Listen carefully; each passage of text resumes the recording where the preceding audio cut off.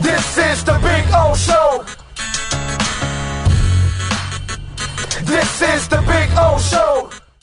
He's ready to go. Gary Washburn, we love him, man. He does an excellent job. Boston Globe, national NBA writer.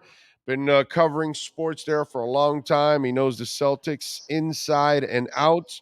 And when we want insight, we go to Gary. And there he is. Follow him on Twitter at GWashburnGlobe.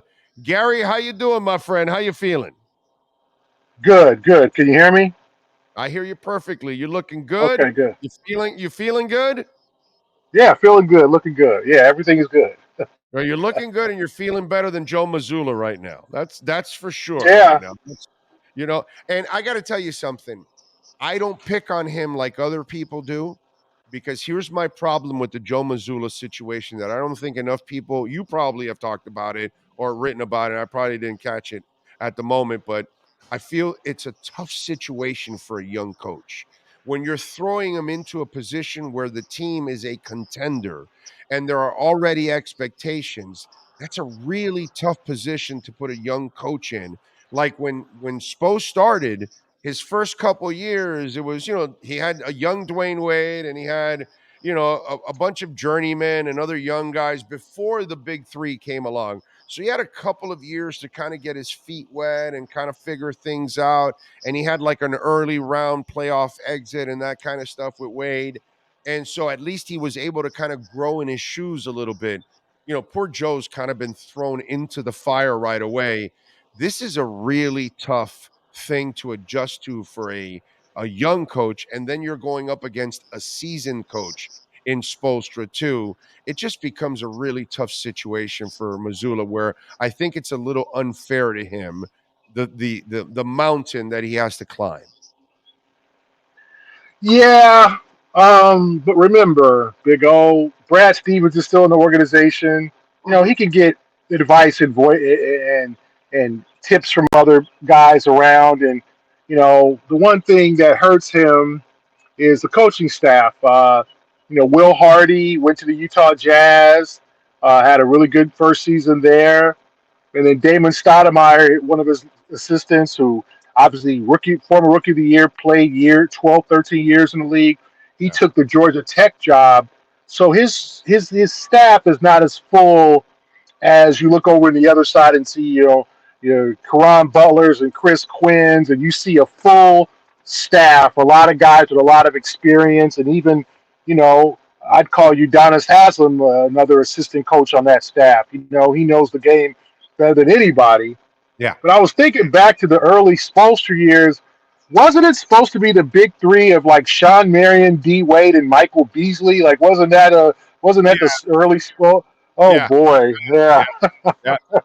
Yeah. Remember that? But that was before the real big three came down there. But it's a challenge, and Mazzulla's got to step up his game. I mean, you're in the Eastern Conference Finals, you're facing a master, and the Heat are a team that's cohesive, together, all the terminologies for a great team that's close, that's really confident after having a real bumpy season.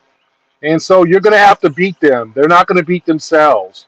And, I think that in this series, and if game one, I've looked at Miami's playoff road, and they were elite offensively in that Milwaukee series. I mean, they were just scoring at will. And then the New York series was a rock fight. I mean, I saw Jimmy Butler hit 1 3-pointer in the Knicks series, and he hit 2 in game one. So it just shows you the disparity. Kyle Lowry led the Heat in blocks in the Knicks series. Bam had 4 blocks in that whole series. Kyle Lowry had 8. So the Celtics, I think, hope and understand that probably the offense levels off a little bit, but you can't count on that. Like, you got to play better defense. You can't leave open shooters. You got to protect the three-point line. Miami was elite from three-point line, and then they seemingly hit every big shot down the stretch. And, they were not good in the fourth quarter, but neither were the Celtics. So Miami wants to turn this series into a rock fight. And I think they know they're not going to be as good offensively, but they could be better defensively too. So the Celtics have a real challenge on their hands in this series. And I'd say a must-win tonight. You don't want to go back down to Miami down 0-2 and have to probably win 2 of the road games down there to even the series. You don't want to go down 3-1. You don't want to be on the brink as they were against Philadelphia. So really critical game tonight. Yeah, I'm with you. This is an incredibly critical game, I think, for the Celtics. And the clipboard scene. I don't know how that plays for a coach that has not established himself, does not have a culture in place, does not have respect yet at that point. Plus, today's players, not compared to older players, I don't know if they respond to those confrontational type of things. Like young people nowadays, man, they're kind of sensitive. You know what I mean, Gary? Us old school people, your dad could, or mom could give you an ass whipping, and 5 minutes later you're hugging and you're overlooking, and you just forget about it. You moved on with. That's the kind of culture we kind of grew up with. Today's kids, man, it kind of stays with them. So I'm wondering that clipboard scene. Do you think that carries much for him? Was that a good move by his part? And in that scene, what do you think about that? I think it showed a level of frustration, and he should have been frustrated with him because, but it was his fault too. I mean, the one thing that separates Spo from a lot of other coaches is the in-game adjustments. It's not between the game. I think Missoula was able to overcome some troubles in the early Philadelphia series with his between the game adjustments. That big starting lineup changed the series for them, won them the last 2 games. Their defense was elite in those last 2 games. And I think they felt that would carry over. It didn't. But at halftime, because the Celtics, I thought, had Miami really reeling in the second quarter. The Heat couldn't score. They were turning the ball over. The Celtics were taking control up 12. It's like, okay, this is a chance to really jump on these guys, get up by 18, 19, 20 points, and then fight them off the last 12, 14 minutes of the game. And the Heat were able to cut the lead to 9 by halftime. And then I think in the second half, they just made some adjustments. And the Celtics didn't adjust, and hence 46-point third quarter. And I think that's where the frustration came from, not adjusting to Miami's adjustments. And I think Joe has to be better at in-game adjustments. That's what's going to win them this series. Because Spo is going to. Somebody tell them that they don't count quarters; they count wins. Yeah, that's the thing. He was won 3 quarters, bro. It doesn't matter. Yeah, he was right. Like, they outplayed him in the first half. The fourth quarter was a real rock fight where nobody was good. But when you get outscored by 21 points and you allow a record number of points, I think that's a Heat record for number of points in a quarter. Yes, sir. In the playoffs, and you just let them shoot 65%, you don't that's the game. So it doesn't matter how many quarters you won. They won the first quarter by 2 points. So whoop-de-doo. That doesn't mean a lot. So you can build off momentum, and you can say, well, we played them. We were the better team most of the night, but not when it counted. And that was the key Big O in the bubble series, where the Celtics would take a 7, 8, 9-point lead into the fourth quarter, and the Miami would take their lunch money. Miami would be the tougher team. And the question, I think the Celtics understand, because I've been told this, that Miami's not going to give up. Okay? Miami and Philadelphia are different. Philadelphia, I think the Celtics felt like they could beat them down to the point where the last 4 minutes of Game 6, to get and then where they would just throw in the towel, not give up, but just be discombobulated. Right. The Heat might be a little disorganized, but they're not going to get discombobulated, especially with Jimmy at the head of the snake, with him running the show. That doesn't matter, bro. If it's UD or Alonzo Mourning or Dwayne Wade, or the history under Riley has always been, you either hustle or you're not going to be here very long. It's just kind of the way it is with this organization. Let me ask you this. Is the challenge for Missoula a little tougher than Spo? Because, and this is totally outsider's point of view, you have the insight, so you can educate us on this. When I look at and Shaq was touching a little bit on it on TNT, and I agree with him. When you look at the Heat, everybody knows their role. Everybody knows their place. nobody's clamoring to be the guy. The guy is Jimmy, and then everybody else plays their role around Jimmy, and everybody's fine with that. Whereas sometimes you look at the Celtics, and it seems like there's a power struggle at times between Tatum and Brown. And then, I think Marcus Smart is one of those guys that is just so underrated, and he's not given almost enough authority to be kind of a leader on that team. And it's just kind of, it seems like it there's a revolving door of who wants to take over, and there's not like a pecking order, even though Tatum is the best player, but yet the best player doesn't act like it in the second half of the last game when you're taking 4 shots in the second half and none in the fourth quarter. There's no way you can be that passive. And so, is there a pecking order? Is there a structure? Is there an understanding within these guys to play and complement each other? And that's something that you're not seeing, at least it seems like, with the Celtics. And then tell me about the Brown Tatum, dynamic, because man, I get a feeling at times like Brown wants to be the guy at times, but he has to defer to Tatum. And so it seems like there's some kind of uncomfortable thing there. So walk me through what I see from afar. How off am I on this? Well, I don't think that they have a rivalry going. I think both of them root for each other, and Tatum is the 1A guy, and Brown is the 1B guy. But I think in game one, Tatum sat out, came in with like 10 minutes left. The Celtics had started their rally, and then I think he sometimes feels the pressure. Okay, go to work, Jason. Go get us 20 points to end the game. Go get us. And I think he put a lot of pressure on himself. Miami played pressure defense. And then I think with Jalen, there's times that he'll take over or attempt to where he took that 3-pointer. I think they were down 6 or 4, and it was kind of he had just hurt his hand. I think Bam landed on his hand, and then Jalen takes a kind of a hero ball 3. That if you, I think they were down 4, and if it goes in, they're down 1. New game. It didn't go in. I think Miami came back. Now I want to say Caleb Martin hit that corner 3. I think that was a sequence where it went up to 117, 110. And that's the kind of stuff like Jalen is not always as reliable, and sometimes he can be turnover prone when trying to take over. And then Jason was just uncharacteristically timid, and he's got to work on that. Like that's something that he can't. He's got to act like he's the best MF on the floor. It can't be Jimmy Butler. Like you can't just divert to Jimmy. Like you got to be like, no, man, this ain't your night. And it was Jimmy's night.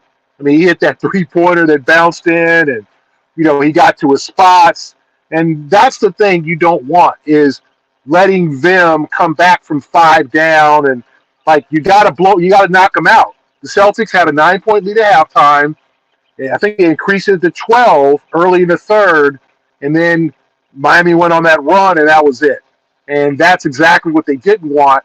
So I think they're fine. I don't think they're like trying to outdo each other. I think sometimes they both have weaknesses. Tatum can sometimes become timid, like he was in the finals, and Jalen can be mistake prone. Sometimes he can take ill-advised shots. Sometimes he can lose handle of the ball. He had too many turnovers down the stretch. You can't, both of them threw direct passes to Jimmy Butler. Jimmy's playing free safety out there, and I don't know anyone better that I've ever seen that reads passing lanes like Jimmy does. And so you got to be careful when you pass the ball when he's in the vicinity.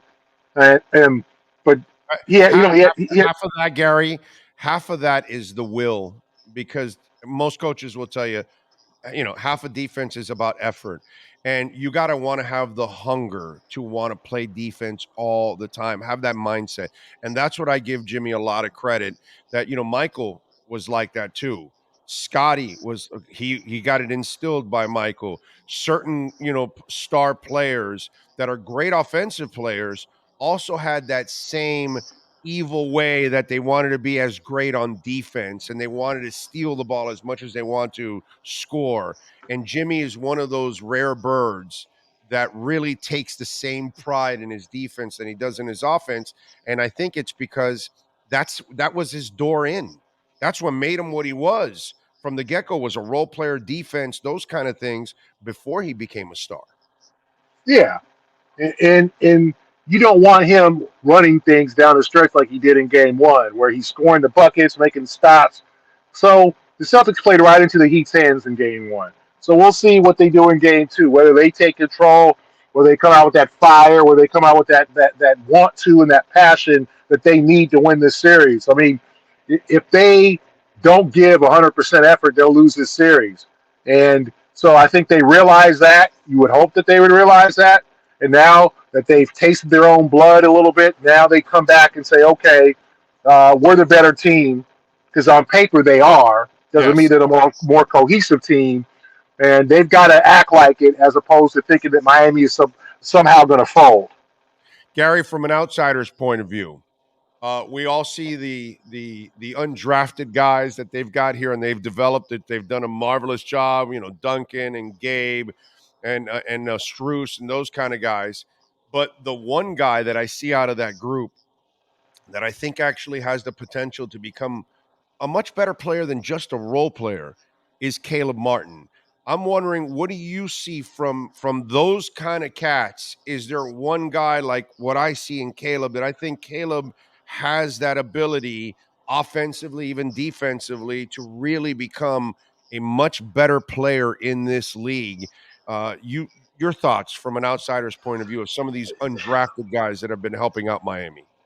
Yeah, I fall short of putting Caleb Martin in the category of a Duncan Robinson and a Gabe Vincent and a Max Strus. The Martin brothers were high school recruits. Like they were, I think they were at Kansas, so they were not scrubs. These were not, Gabe Vincent went to UC Santa Barbara, Strus went to DePaul, Duncan Robinson was. He went to Michigan. Yeah, but he was at a Division III school before that. He jumped up in the transfer, Williams College. So these guys were not highly rated, big-time, top 100 recruits. The Martin brothers were, okay? They just didn't have the type of career. They ended up transferring to Nevada, led them to a deep tournament run. I think they went to the Sweet 16 or Elite 8 the one year, and they both came out, and they both took time to find their way. So I think Caleb Martin is, and honestly, Caleb is the one that wasn't, quote unquote, wasn't as good as his brother Cody. But Caleb is really, I think the Heat system has done wonders for him. The 3-and-D guy, the corner 3 guy. Yeah, I think eventually he could, if the Heat don't bring, he could probably earn $15 million in this league per year as a really good swing man, a starter in this league. So yeah, like I think I kind of separate him because I think he's really, like you said, got a lot of potential. Gabe Vincent, Duncan Robinson, Max Strus, really good guys who are maximizing their potential. Caleb is a guy I think that was always potentially capable of this, but it's just happening a little later than we thought. One more thing before I let you go. Jimmy Butler, he has turned himself into a hell of a player, a star. And where I was dead wrong, Gary, I looked at Butler when they acquired him. I said, all right, this is a good acquisition, but you need to acquire one more star better than him because Jimmy's a 2 at best. That's what I said then. Now, well, he's a 1, and there's no argument there. And have you ever seen what other player do you remember that has manufactured and constructed his career from being practically a role player that we just talked about to becoming a number 1 type of franchise player? How many guys do you remember that were able to do that in this league? Yeah, not a lot. Big. I compare Jimmy Butler to like Draymond Green, and not in the attitude, like somewhat in the attitude. Obviously, Draymond a lot more controversial, but Jimmy, like Draymond, does not make a lot of friends. Has not had a lot of friends in his previous stops. Will tell you when he feels like you're not working hard. Will talk mess. Will say whatever's on his mind. And I think that these are guys who were four-year college guys who came out and had to work the hard way. Draymond second round pick, Jimmy second round pick, Jimmy late first round pick out of Marquette. And I think everybody told Jimmy, you're maxed, you're already 22, you're too old, you're not going to, all that. And he internalized that, and it's turned out to be a Hall of Famer to me. I think Jimmy will eventually go to the Hall of Fame just with his leadership. And I just think, that's a fantastic player. And getting better with age, 33 years old, has not shown signs of slowing down. And I think the Heat, what they do is they rest him. 55, 56 regular season games. Jimmy's not going to win MVP because he's not going to play in 70, 75 games. But this is what they save him for, these types of times and moments and games. So I think anyone who's followed basketball for a long time appreciates the greatness of Jimmy Butler and what he's done for that Heat franchise, because it would seem like a natural fit. Because, in Chicago, it didn't quite work. And in Minnesota, we knew what happened there. In Philadelphia, the 76ers chose to sign Tobias Harris over Butler. Big mistake there. And now Jimmy finds a place where they welcome him. He seems to vibe with Pat Riley and Eric Spoelstra. He understands the culture. The culture has embraced him. And now he's making the best of his late career. Not late career, but on the back nine, 33 years old. And I think that's a testament to his work ethic. And I think he's headed for the Hall of Fame. I tweeted out this statement yesterday, which is kind of screwed up, but I think it's true. Jimmy Butler has done more with less than Dwayne Wade did in a Heat uniform. It's pretty crazy. Yeah, huh? You could say that. I didn't say I don't like comparison. Yeah, you could say that. I just said he's done more. I mean, this is his third Eastern Conference Finals in 4 years, dude. Yeah. I mean, come on. And he doesn't have another star next to him. There's no Shaq, there's no LeBron, there's no Bosh. Please. I mean, it's crazy. And here's the other crazy statement I put out yesterday. Again, not a better coach overall, because if you throw in the Knicks and the Lakers, he kills them. But if you look at Pat Riley's Heat run, Eric Spoelstra's Heat run has surpassed him.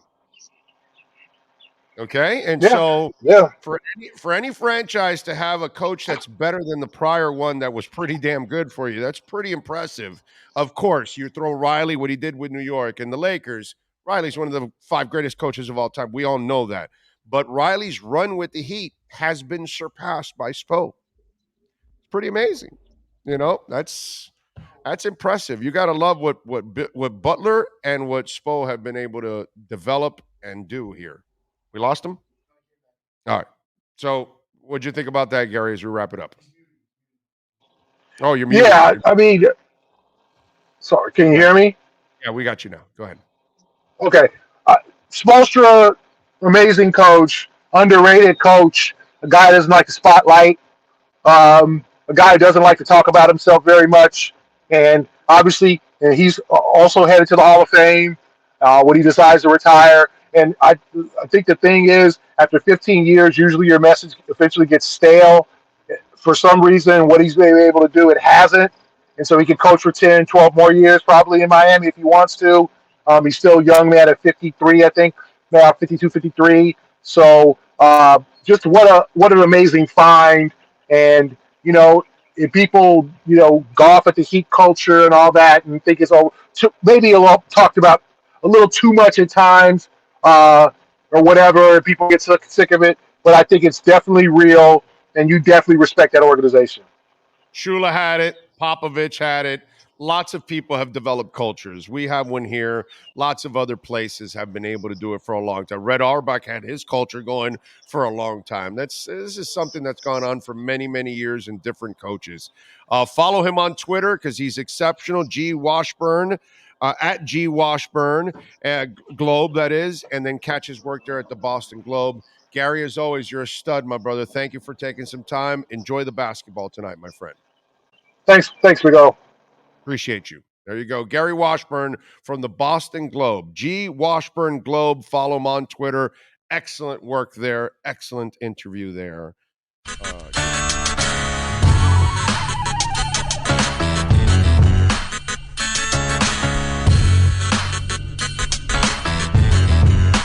This is the